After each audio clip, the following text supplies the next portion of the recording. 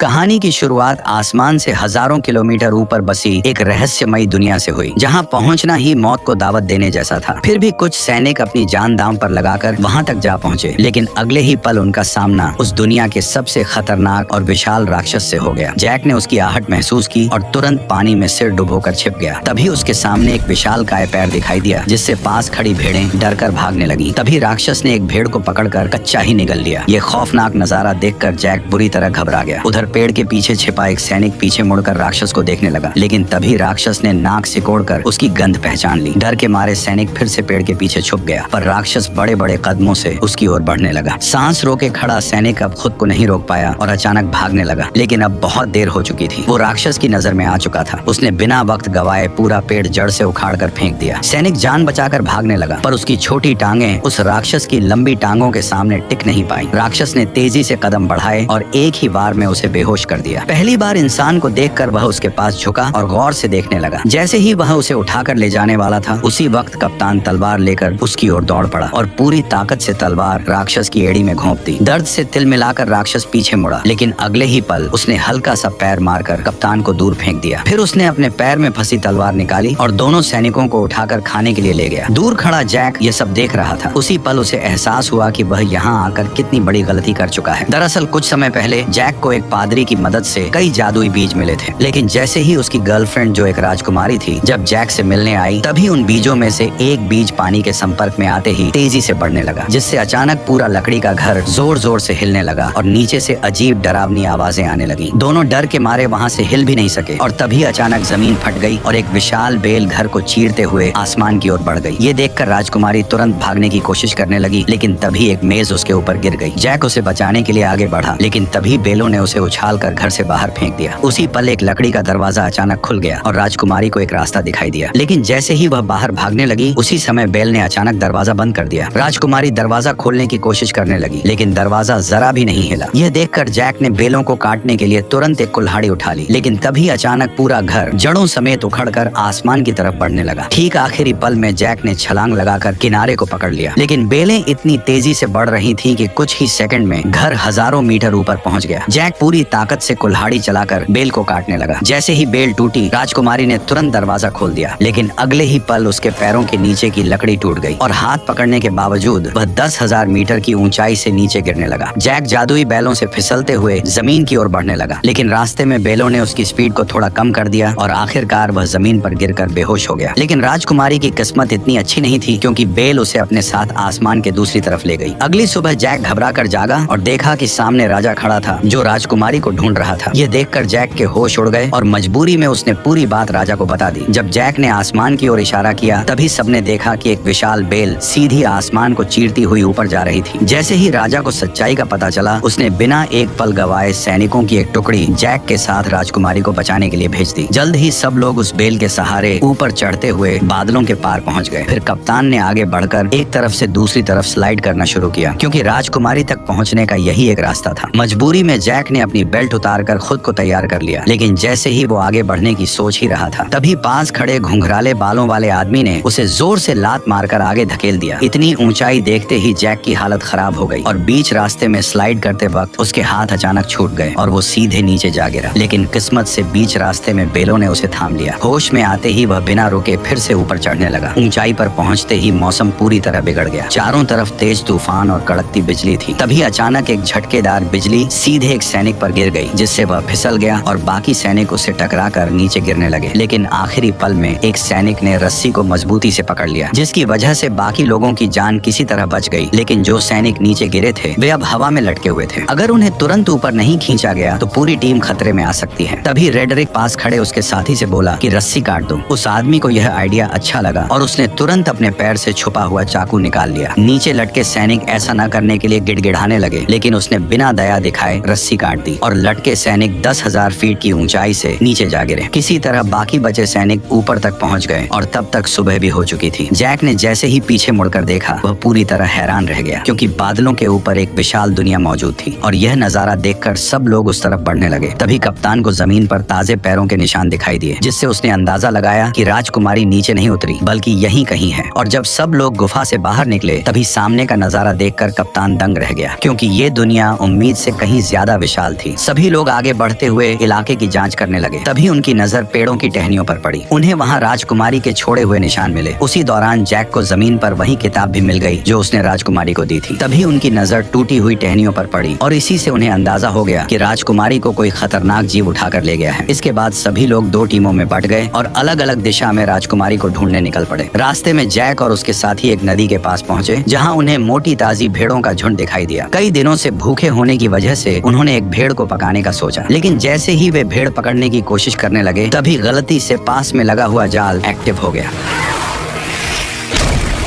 Jack ने तुरंत अपना चाकू निकाला और पूरी ताकत से जाल काटने लगा। उधर कप्तान भी रस्सी काटने की कोशिश कर रहा था, लेकिन तभी उसकी नजर एक अजीब चीज पर पड़ी। पास के सारे कौवे अचानक घबराकर उड़ गए और सारी भेड़ें भी एक साथ दूसरी दिशा में भागने लगी। कप्तान को कुछ शक हुआ, पर वो फिर भी रस्सी काटता रहा और जैसे तैसे वे दोनों जाल से निकल आए। लेकिन तभी जंगल से डरावनी आवाज गूंज उठी और उसी पल एक विशालकाय दानव उनके सामने आया और दोनों सैनिकों को पकड़कर अपने साथ ले गया। जैक चुपचाप दानव के पीछे पीछे चलने लगा ताकि सही मौका मिलते ही उस साथियों के साथ राजकुमारी को भी बचा सके। दूसरी तरफ रेडरिक दोनों सैनिकों के साथ एक चट्टान के किनारे पर पहुंच गया। गंजे आदमी को लगा कि इस तरह ढूंढते रहना बेकार है और वह कोई दूसरा रास्ता खोजने के लिए आगे बढ़ने लगा। लेकिन तभी रेडरिक ने अपनी चाल चल दी। अरे देखो, वो रही इज़ाबेल। जैसे ही गंजा आदमी वापस मुड़कर चट्टान के पास आया तभी रेडरिक ने मौके का फायदा उठाकर उसे सीधे गहरी खाई में धक्का दे दिया। यह देखकर रेडरिक का दोस्त जोर जोर से हंसने लगा। तभी एक विशाल हाथ ने अचानक उसे पकड़ लिया। ठीक उसी पल पीछे से एक और पहाड़ जितना बड़ा दानव उसके सामने आ गया। रेडरिक डर के मारे वहीं जमीन पर गिर पड़ा और जल्दी जल्दी अपने बैग में कुछ ढूंढने लगा। लेकिन जैसे ही दानव उसे पकड़ने के लिए हाथ बढ़ाने लगा, ठीक उसी पल रेडरिक ने एक चमकता हुआ ताज बाहर निकाल लिया। ताज को देखते ही दानव वहीं रुक गए, मानो किसी अदृश्य ताकत ने उन्हें जकड़ लिया हो। दरअसल ये एक जादुई ताज था। जिसके हाथ में भी ये शक्तिशाली ताज होता, दानव उसकी हर बात मानने को मजबूर हो जाते। उधर जैक दानव का पीछा करते करते उनके ठिकाने तक पहुँच गया और वहाँ का नजारा देखकर वह हैरान रह गया, क्योंकि चारों तरफ खूबसूरत झरने और ऊंचे ऊंचे पहाड़ थे जो किसी स्वर्ग से कम नहीं लग रहे थे। वहीं पर 2 सिर वाला दानव राजकुमारी को एक पिंजरे में कैद किए हुए था। फिर वह उसे बाकी दानवों के पास ले गया जहां सारे दानव इकट्ठा होकर उसकी तरफ देखने लगे। तभी वो दानव भी लौट आया जिसने कप्तान और उस मोटे सैनिक को पकड़ा था। उसने उन दोनों को लाकर पिंजरे के पास फेंक दिया। यह देखकर 2 सिर वाले दानव को शक हुआ कि शायद और भी इंसान यहाँ मौजूद हैं। इसलिए उसने जमीन पर पड़े एक मोटे सैनिक को पकड़ लिया और उसकी गर्दन मरोड़कर उसे जिंदा ही निगल लिया। इसके बाद दानव ने उसके कवच को बाहर थूक दिया। पर जैसे ही वो दानव कप्तान को धमकी देने लगा कि वह राजकुमारी को भी खा जाएगा, तभी पास से एक आवाज आई जिसने सबका ध्यान अपनी तरफ खींच लिया। दरअसल वो आवाज किसी और की नहीं बल्कि उसी गद्दार रेडरिक की थी। उसके सिर पर पहने ताज को देखते ही बाकी सभी दानव तुरंत घुटनों के बल झुक गए और उसी पल उसका असली प्लान सबके सामने आ गया। वह सीधे 2 सिर वाले दानव के सामने गया और उसे घुटनों पर आने का हुक्म दिया। उसके सिर पर ताज देखकर 2 सिर वाला दानव मजबूरी में झुक गया और फिर रेडरिक उसके चेहरे पर पैर रखकर धीरे धीरे चलते हुए सिंहासन की ओर बढ़ गया और उसी पल से रेडरिक दानवों की दुनिया का नया राजा बन गया। उसने इंसानों पर हमला कर पूरी दुनिया जीतने का ऐलान कर दिया। उसकी बातें सुनकर दानव सेना बहुत ज्यादा खुश हो गई, पर 2 सिर वाले दानव के दिमाग में कुछ और ही चल रहा था। उधर दानव ने कप्तान को पकाने के लिए उठाकर सीधे चिपचिपे आटे पर फेंक दिया। वह जितना छटपटाया उतना ही उसमें फंसता चला गया। तभी दानव आगे बढ़ा और उसने कप्तान के ऊपर मुट्ठी भर आटा पटक दिया। इसके बाद दानव ने बड़ी ही घिनौनी हरकत की।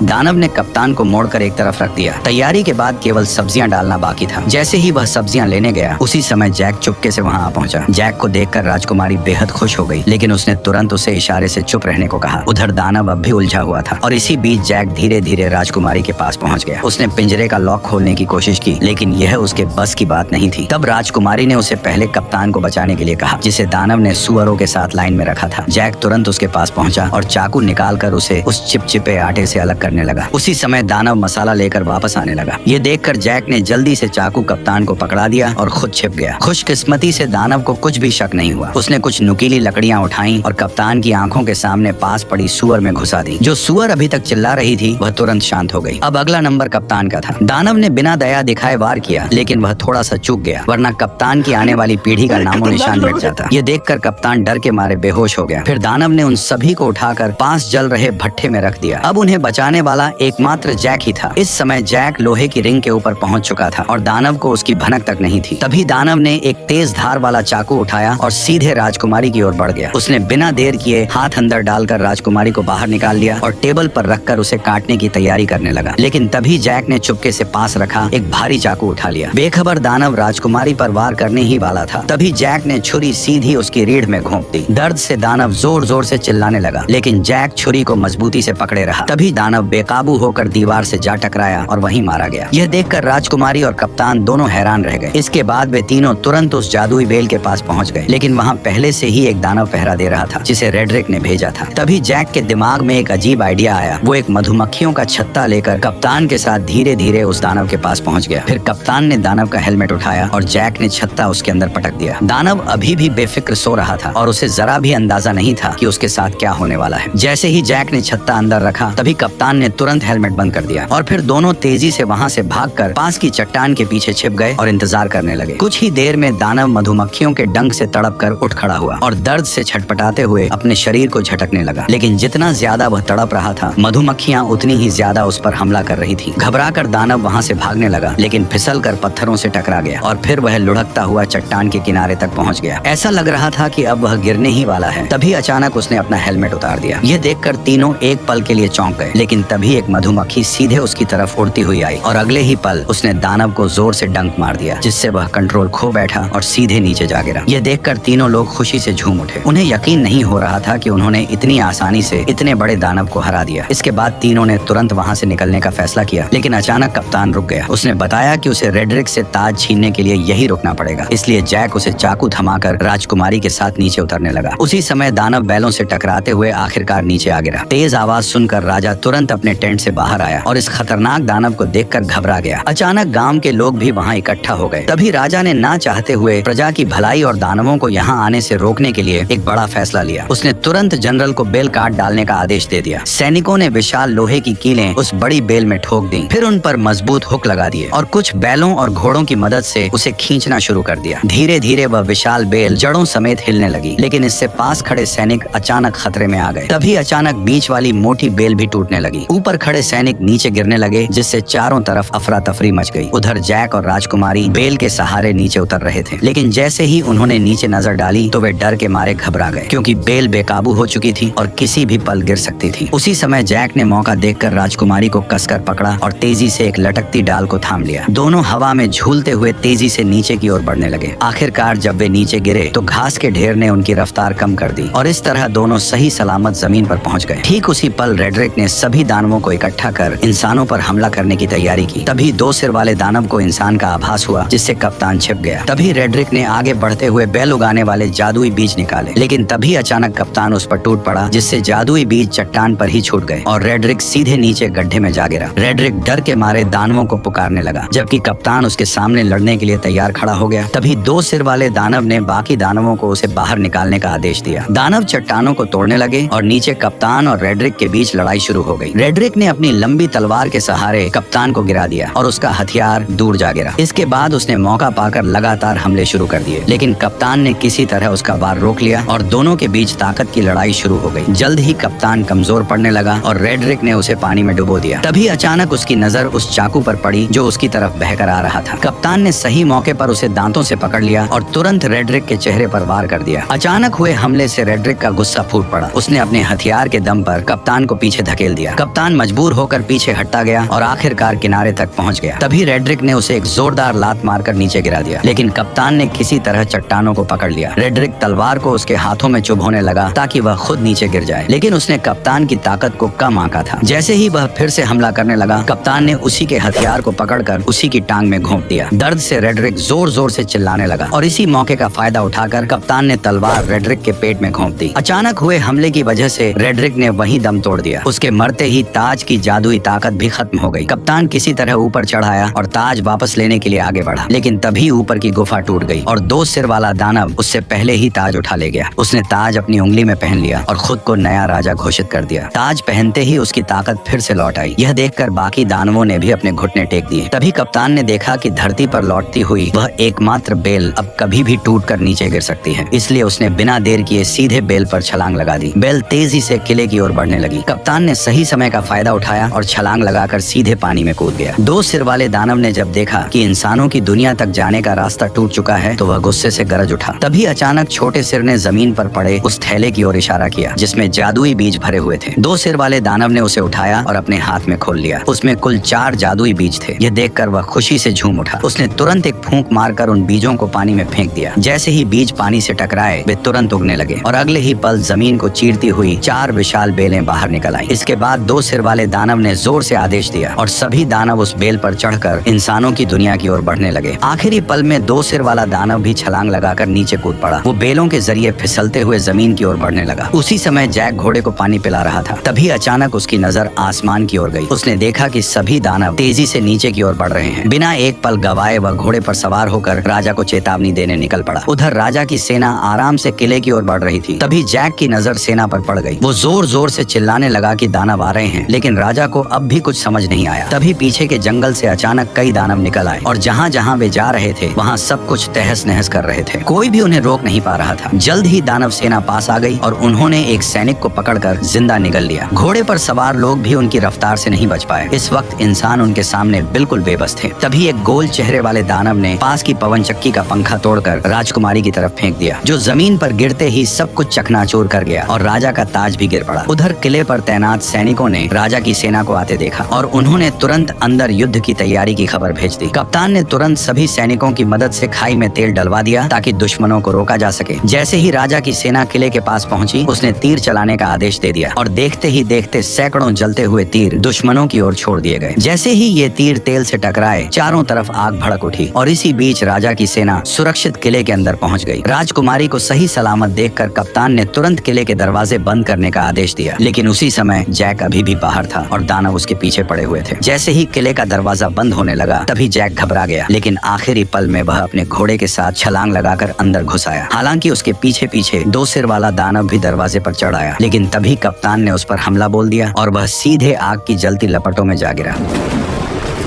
जल्द ही आग ने उसे पूरी तरह घेर लिया, लेकिन हैरानी की बात यह थी कि उसके अपने लोग भी उसे बचाने नहीं आए, बल्कि बस खड़े खड़े उसे जलते हुए देखते रहे। उधर लोग अभी आपस में बात ही कर रहे थे कि अचानक आसमान से एक बड़ा लोहे का घंटा तेजी से किले की ओर आया। उसने दीवार को ध्वस्त कर दिया और सीधे नीचे जा गिरा। इससे पहले कि कोई कुछ समझ पाता, अचानक युद्ध का बिगुल बज उठा। तभी 2 बड़े लोहे के हुक किले के दरवाजे की तरफ फेंके गए, जिन्हें दानव मजबूती से खींचने लगे। तभी इंसानों और दानवों के बीच खींचतान शुरू हो गई। असल में यह सब गोल चेहरे वाले दानव का प्लान था, जिसने और ज्यादा दानवों को बुलाकर किले के दरवाजे को तोड़ने का आदेश दिया। अंदर का माहौल पूरी तरह अफरा तफरी में बदल गया। राजकुमारी जैक को लेकर किले के अंदर की तरफ भागी। उधर बूढ़े राजा ने सभी सैनिकों को आदेश दिया कि वे दानवों को रोकने के लिए क्रॉसबो का इस्तेमाल करें। जल्द ही और भी दानव आ गए और उन्होंने पूरी ताकत से खींचना शुरू कर दिया। तभी कप्तान के आदेश पर सैनिकों ने कई सारे क्रॉसबो छोड़ दिए, जो सीधे लकड़ी के दरवाजे पर जा लगे। सटीक निशाना लगते ही सैनिक तुरंत क्रॉसबो गाड़ियों को पीछे खींचने लगे। किले की सेना टुकड़ियों में बट गई और राजा भी मदद के लिए आ गया। वो कप्तान से दानवों की कमजोरी पूछ ही रहा था कि तभी आसमान से एक जलता हुआ पेड़ गिरा, जिसने सैनिकों को अलग अलग बिखेर दिया।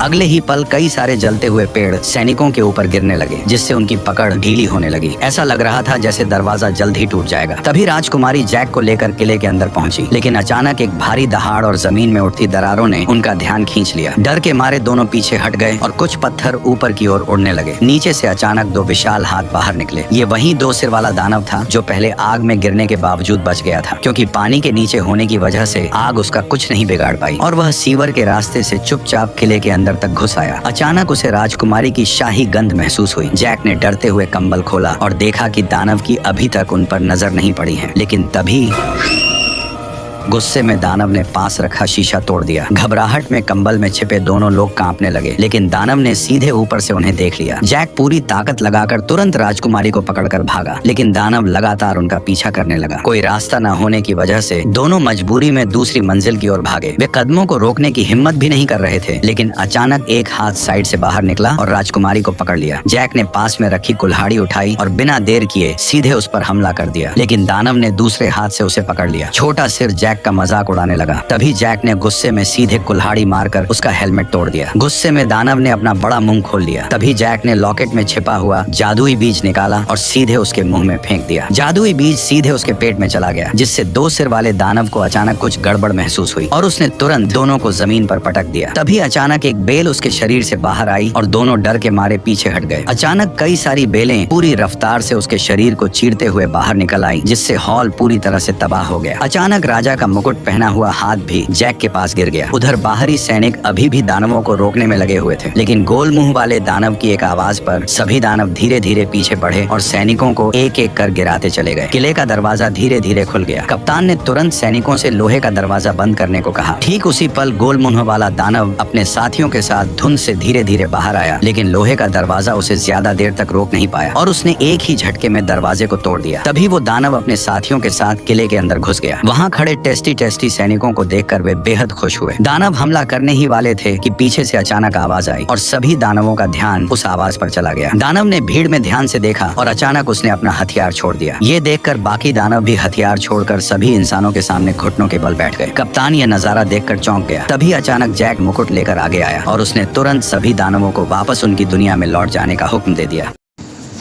सो गाइस, अगर आप लोगों को इसी तरीके के एनिमेशन वाली मूवीज़ देखना पसंद हो तो हमारे चैनल वर्ल्ड एक्सप्लेन को सब्सक्राइब कर दीजिए। हम डेली इस पे नई नई वीडियो डालते रहेंगे।